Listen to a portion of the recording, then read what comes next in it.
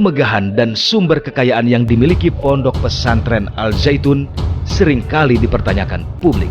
Berhembusnya informasi bahwa dana-dana tersebut diperoleh dari kegiatan NII KW 9 yang mengatasnamakan sedekah pun kian santer. Meski begitu, pimpinan Pondok Pesantren Al Zaitun, Panji Gumilang pun membantah. Ia menyebut bahwa aset-asetnya didapatkan melalui penghasilan pesantren secara mandiri, melalui kegiatan pertanian dan peternakan yang dikembangkannya. Tim Fakta akan mewawancarai seseorang yang pernah terlibat langsung dalam proses penggalangan dana untuk NII KW 9, bahkan juga terlibat dalam proses perekrutan mereka yang akan tergabung dalam NII KW 9. Kita temukan faktanya. Ma'had Al Zaitun, saya analogikan begini ya. Ada kelompok orang yang kerjaannya adalah mengedarkan obat terlarang. Oke? Udah dikonfirmasi oleh Pak Mahfud bahwa ini adalah bentukan negara. Oke? Jadi oleh negara, orang-orang ini atau kelompok ini dibikinkan apotik oleh pemerintah. Yang di dalam apotik itu menjual obat yang sesuai dengan izin BP POM, sesuai, yang legal semuanya. Obat-obat itu yang dikonsumsi oleh kami para santri Al Zaitun, gitu.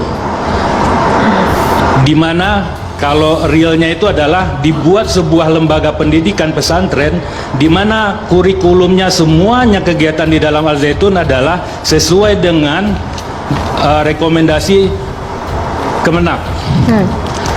Tapi di situ juga apotik ini tempat bersembunyi bandar atau pentolan-pentolannya pengedar obat terlarang tadi, yang dijual di masyarakat di dalam Al Zaitun. Oke, korbannya adalah masyarakat, bukan santri Al Zaitun. Santri Al Zaitun minum obat yang legal, gitu. Di penggalangan dana itu saya melakukan banyak sekali kejahatan, dari penipuan, dan tentunya setelah penipuan saya sudah nggak bisa menipu sana kemari, nipu orang tua, nipu saudara, saya tipu pinjemin segala yang punya dari saudara-saudara saya ini, tapi sudah nggak bisa saya tipu. Akhirnya saya melakukan pencurian, tindakan kriminal.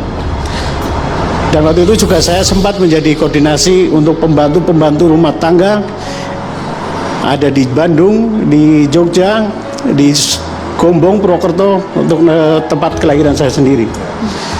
Di situ saya melakukan dulu mungkin ada tahun 2002 itu rame-rame membantu gasak uang majikan, gasak. Inilah saya koordinasinya. Tapi insya Allah hari ini saat dari tahun 2002 saya udah insaf dan kembali ke NKRI. Gitu, Pak. Tim Fakta mencoba untuk mengkonfirmasi hal ini kepada Din Wahidin, laki-laki yang pernah terlibat dalam penggalangan dana atas perintah Panji Gumilang. Namun rupanya, kala itu apa yang dilakukan Din Wahidin bukanlah penggalangan dana biasa, melainkan untuk gerakan NII KW 9. Hal ini sudah dilakukan dan direncanakan sejak Al Zaitun masih dalam proses pembangunan. Dan inilah cerita Din Wahidin kepada Tim Fakta mengenai proses penggalangan dana yang dilakukan untuk program-program NII KW 9 hingga dibangunnya Pondok Pesantren Al Zaitun dengan menggunakan dana tersebut. Waktu itu pimpinan dari NII KW 9 sepengetahuan Pak Din siapa sih? Pak Abu Ma'arif waktu itu, Di tahun alias Abu 89? Toto, ya, Pak Panji Gumilang aliasnya. Itu pada saat itu belum ada Al Zaitun ya Pak? Belum ada. Terus setelah bergabung, apa yang diperintahkan ke Pak Din? Pertama, saya harus terus membersihkan diri lewat kegiatan yang namanya tazkiyah. Tazkiyah itu pembersihan. Dan saya harus merekrut orang-orang untuk bisa bergabung di NII. Kami juga punya tugas untuk menggalang dana. Ya, karena perintah Al-Quran kan amwal wa anfus, kita berkurban itu. Jadi harta kita berkurban, anfus jiwa kita juga kita berkurban. Yang Pak Din tahu sampai sebesar apa sih dana yang sudah dikumpulkan, pemasukan Al-Zaitun setiap bulannya mungkin pada saat itu? Kalau hitung-hitungan global ya, itu kan pimpinan yang tahu ya. Kalau kami waktu itu ketika di daerah, bahkan ada yang per bulan itu sampai 5 miliar. Setelah dapat nih 5 miliar gitu ya terkumpul, kemana Pak setelah itu? Apa ya langsung ketemu dan diberikan langsung ke pimpinan, imam, presiden, Panji Gumilang gitu pada saat itu apa? Tidak, kita lewat jasa perbankan. Tapi rekeningnya adalah rekening Abu Ma'arik waktu itu. Abu Ma'arik itu ya Samsul Alam, ya Bu Toto, ya Panji Gumilang. Itu orang yang sama-sama. Tapi pernah menjalin komunikasi sama Pak Panji secara langsung? Kalau komunikasi langsung, kita ya acara-acara tertentu ketika kita diundang ke Mahat Al-Zaitun. Itu berarti langsung Pak Panjinya yang Iya. memberikan pembekalan secara Ya. langsung. Ya. Apa yang diberikan pada saat itu? Mohon maaf Syekh dan pengikutnya, mohon maaf juga kepada masyarakat. Saya harus menyakiti Anda semuanya karena kejujuran saya, karena saya nggak rela berbohong demi Anda bahagia. Karena hari ini tuh saya di posisi saya dibenci oleh masyarakat, dan saya juga dibenci oleh pengikutnya Syekh Panji Gumilang ya. Jadi gini, maaf bapak-bapak, ibu-ibu, yang orang-orang ini adalah pengedar-pengedarnya atau mereka yang minum-minum obat terlarang tadi. Obat itu, Ini analogi kan ya Mas ya? ini analogi. Analogi ya? Ini analogi. Obat itu kalau sampai ke minum 1 pil aja, maboknya kayak bapak tadi itu. Bisa mencuri, merampok, dibentuk sama negara loh, dibentuk sama negara loh. Dan itu sampai hari ini masih ada kegiatan itu. Siapa korbannya hari ini kita lihat? Kami santri kena stigma oleh masyarakat, diolok-olok di media sosial. Santri Al-Zaitun tinggal bayar 2 juta udah boleh zina. Di masyarakat kami di Padang begitu, kami malu. Berapa banyak influencer yang mengolok-olok kami, padahal kami baik-baik saja. Siapa lagi korbannya?